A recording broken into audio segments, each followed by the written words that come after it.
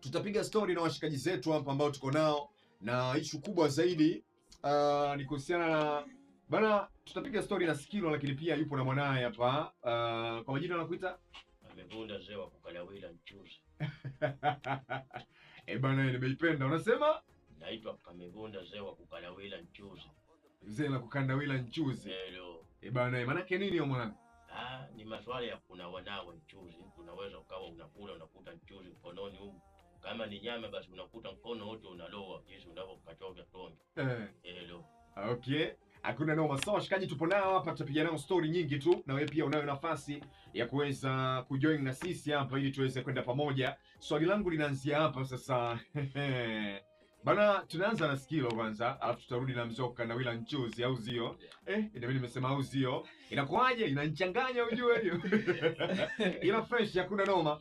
Bana, sasa hivi ukiangalia moja kati ya issue ambazo watu wana discuss sana kwamba bana, hivi tamthilia ndo zimehamia kwenye TV au inakuaje? Lakini kwa kufanya hivyo sasa soko letu kibongobongo kwa kwenda kimataifa zaidi, yani worldwide zaidi, tutafanikiwa au inakuwa vipi?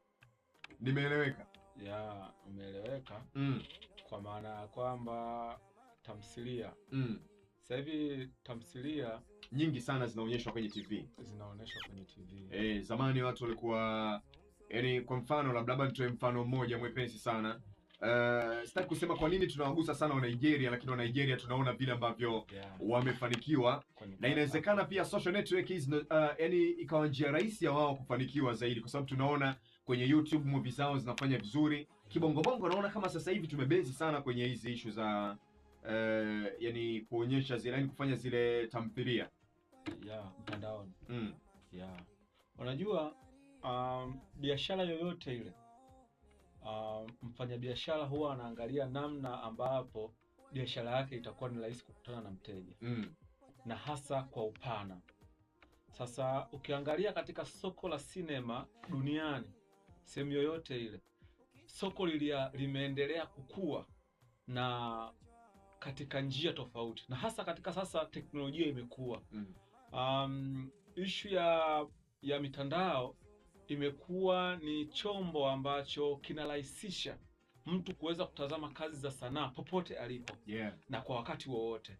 Mtu anaweza kuwa yuko ofisini. Zamani ilikuwa ili utazame tamthilia, kwa mfano tu tamthilia ambazo zilihiti kwa wakati huo kama Mambo Hayo, Wingu, ilikuwa ni lazima uwahi kabla taarifa ya habari haijaisha, ili chombo cha TV hicho pia kinarusha TV, ikimalizika taarifa ya habari utasikia kifuatacho tamthilia. Si ndio? Watu watazama tamthilia.